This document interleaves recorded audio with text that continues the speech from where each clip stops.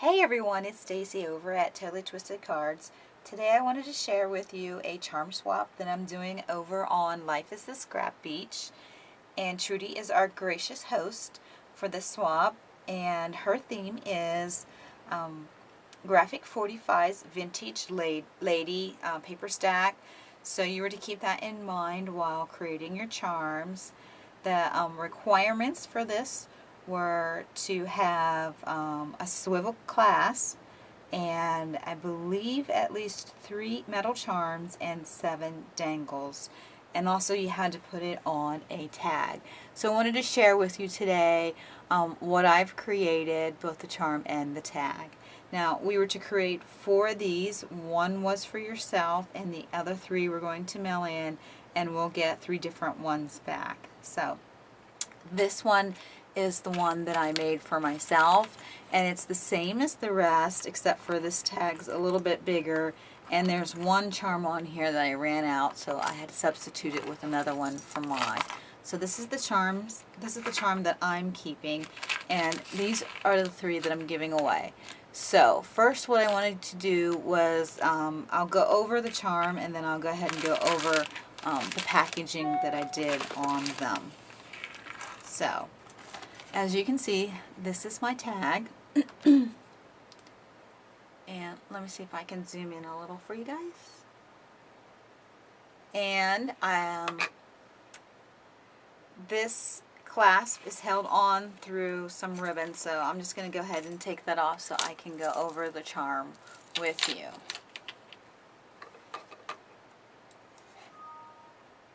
I'll zoom in again. So, this is my charm. Excuse my messy pad, I've been working.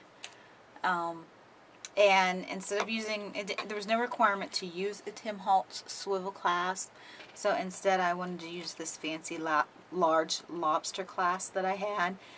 And I tend to make my own chains with that rather than buying store-bought ones. And this is the chain that I used, and I can't remember exactly what this is, but I got this on sale over at Michael's. And as you can see, it has different size loops, and the loops go in, or jump rings go in different connections, which gives it a good fluidity in the charms, and that's why I like to make this. Now my metal is all antique gold, and I stuck with that since this was to be a vintage charm. So probably zoom in even more for you guys if I can, so you can see these. This is the first charm, and I know we were only supposed to do at least 3 metals and at least 7 dangles, but I went way over that as I really like to make these. So this is the first one, so a glass bead and 2 different colored light blue beads. All my beads are glass. I tend not to use the plastic. I like the glass ones better. These particular ones I did get from Michael's, and I went with the blue. I don't have the Graphic 45 Vintage Lady, or is it Vintage Diary? I think it's Vintage Diary. I don't have that paper because they don't sell that where I live. So I did look it up online, and I saw that the colors were like a real feminine pink and a real feminine blue, so I figured a lot of people were going to go with the pink, and I decided to go with the blue to be a little bit different. So these blues should hopefully match up with the Graphic 45 papers. So here's another little dangle. This bead I also got from Michael's, and it has 2 of these gem bead caps on it, and then 2 white Swarovskis on either side. So those are the 2 little ones that hang at the top. The next one is this teapot, and I got this charm off of eBay, but the gem itself I believe is from Michael's. You get the top and the bottom, and you put them together yourself. So that reminded me of the teapot reminded me of a Vintage Lady.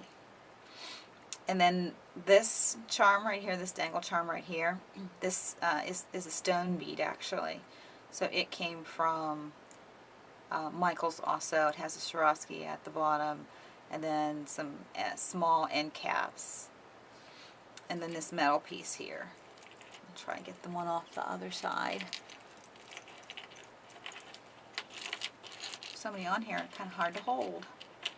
Alright, this is a cute one too. So it has 2 pearls, actually 3 pearls with a blue one in the middle, and then this fancy glass bead, and then on the bottom of it is this dangly flower, and that came from, this piece came from Michaels. Actually all of that came from Michaels, I just assembled it. And then there's this one.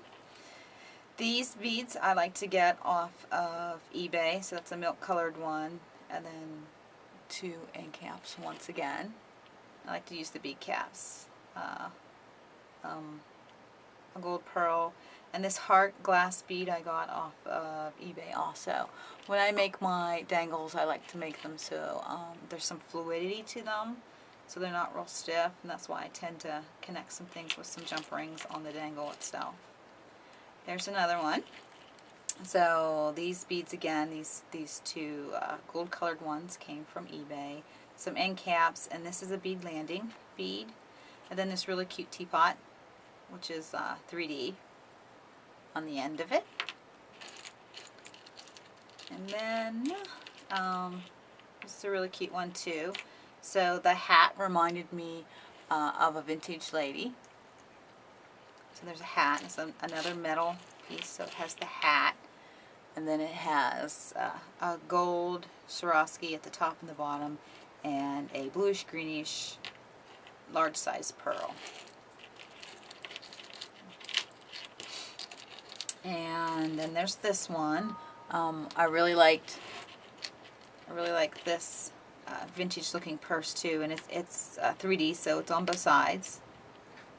And then this is kind of reminded me of a bone or something. Not a bone, but something like that. And then 2 glass beads with that one. And then here's another charm. It's a vintage umbrella. So that was super cute. And then I have a vintage mirror on this side to balance it off. And I tried to use different beads, so I tried not to repeat the beads throughout. 2 more smaller size of these glass beads with this one in the middle. And then this is like a glass, it's glass but it looks like a rock. And then a metal bead on the end of that one. And this one's super cute. I started with a head pin on this one that already had this on the end of it. And then it had this heart glass bead from Michaels, 2 of the gold Swarovskis, and the bead caps, and then another one of those. This one I started with an end cap, and then a white pearl, and the pearl is an antique colored white, not a bright white, and then some spacer beads, and a glass blue bead, and then a glass crackle bead with that one. And then here on the end, because I always like to make the last one the bigger charm and hang a little lower than the rest of them. This is a Tim Holtz fragment, and the lady that's on here I actually got from a graphic place on eBay, or on the internet for free. And I just printed that out, and I used my glossy accents to glue that down with. Whoops, sorry. To glue that down with, so I glued her down on there. And then on the back is some designer paper that I got from, I came from Recollections, so it's a Recollections stack. And then, so I glued that on the back of it, and then I took my glossy accents once again and filled the entire top with that so that it has a shiny look to it and it'll stick better. And then on the back of that is a Tim Holtz tag, which says Inspire. Some of them say Inspire. I can't remember what the other ones say, but cute sayings that I thought was vintage like. So that is the charm. and it holds like this. Oh, trying to get to zoom out here. There we go. So there's my charm. I think it's a great weight. It's a lot of. I stopped counting the dangles because it's well over 7. So that's the charm. Now the tag itself is this, and you'll notice that this lady is the same lady, the vintage lady that is on the Tim Holtz fragment. I just printed her out. And I wanted the tag to be something that you guys can put in your minis if you're making this to go with a mini. So I made a really sturdy. I started out with chipboard, and I used this Spellbinders set. It's called the Deckled Mega Rectangles Small, and actually used the largest one on the back to give me a rugged, antique-ish look. And this image, when I printed it out, I just printed it out on white cardstock, and I inked it up with my Tim Holtz Distresser ink, and I used the Faded Jeans, did all around the edges, and then colored in some of it with it too. And then I used my favorite, I Am Roses, to put some roses on here, and the roses that I used were the R6s, and then I also used the R2s for the little ones on the side. And then I put these sprays on here, and all I did was I got these from Michaels in the wedding section, and I cut them up and have them under there. And then I also have this vintage flower under here too, and I got this from Michaels also. So they're just feathers, and that was back in my Michaels. It was back by the kids crafts section. So that went up in the corner, and then I just used a punch to punch 2 holes in here to tie my ribbon to. And this ribbon is I got from Michaels or from Joann's on sale quite some time ago.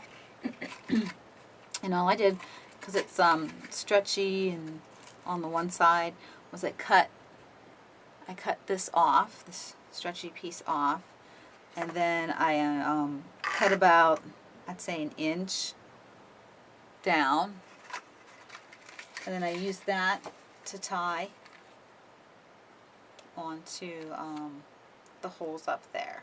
And that's what I use, like I said, to attach the charm back on it so it dangles off this side.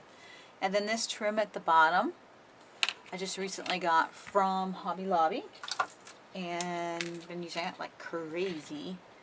This is it. Comes in 9 feet. It's pretty cool. So that's the front side, and I like to do the back sides too. So this is the back of it.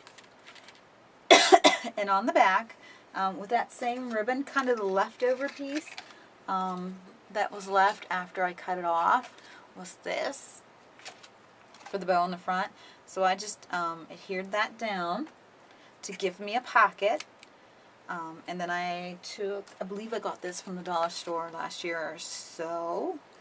This blue ribbon, which matches that Tim Holtz Distress ink pretty well. I put a piece down here, and then ran that same pearl ribbon. I just wrapped it the whole way around. And then I wanted to hide the holes that were made from the ribbon. So I used this Cameo to do it. And that Cameo, I actually got it off eBay. It was on here. I thought I was going to use this as a charm, but it was way too big to do that. So I just popped that out and hot glued it down there. I know I'll probably use this on a scrapbook layout page or something. And this chain, I know I can use that for the charms too, so not a big deal. So I put her on there. It kind of balances out because I made a stick pin for you guys, so that has a stick pin on that side. And that stick pin is just a regular white pin, and I have clear white Swarovskis, so one of those went on, and then one of these bead caps went on, and then this is one of the gems that were used on the charm, so it matches. That was two. So it went on, and then another end cap, bead cap, and then your final Swarovski. So you wind up with a pin like that. And I just used my glossy accents, put a wee little bit in between each piece, and then I let it dry. And it sticks there very, very well. So that was my stick pin. That too. And then I wanted to put two cards in here, or two tags in here. And again, you can use these with the tag if you're going to use it, or you could use them separately, up to you. This one's stamped memories, and you could put a picture on one side, and then write some journaling on the other side. And this has designer paper on the one side, and then Recollections bling. And on the other side of this one, I did put my info on. So you can always cover that up, cover my info up with a picture or something else if you wanted to reuse that. Now, this paper on the back of this is that same paper that I used on the back of the Tim Holtz fragment, which came from, sorry for the glare, this Recollection stack. And then the paper, this paper itself is just normal craft cardstock. And then the paper on the back for both of these, I saw this at Michael's in the dollar bin, so I thought I'd buy a stack of it and see how it went. But it's Paula Deen's paper, so this was $1, and then it came with all of these, so I used that paper and that paper to back these. And like I said, the charm then just goes on through the ribbon, and it's held just like that. And then we're to package these up, so you're supposed to put them in a bag, so that way if something falls apart in shipping, that they'll know which charm the beads go with. So what I did for my packaging is I used a clear cellophane bag, put it in there, and then I took that same Recollections paper and just cut out a piece with the same die that I used for the tag, so it has these edges on it. Put that same ribbon on, and then this time I used these flat back pearls, which I do not see on my oh, here they are. I also got these from Hobby Lobby, so they're just flat back pearls. So I put that on there, and then I used this stamp. By the way, this stamp was the stamp for the memories, and also the stamp that I used on here. So it's this one and this one. And this is the Paper Company. I believe I got it at Michael's, not 100% sure though. And then I have a Handmade by stamp, which was just $1 stamp that I got from either Michael's or Joann's, I can't quite remember. Then I always sign them and then the year, and then that's actually hot glued on there so it won't come off. But I wanted to use these Tim Holtz clips because I thought they looked vintagey too, and I just clipped the top of it like that. So that's my presentation and my charm. I hope you enjoyed it, and I hope it inspires you to make some chunky charms and to join some charm swaps too. You can join you can see more of my crafty projects over on my blog at www.totallytwistedcards.com. Have a wonderful and totally twisted day.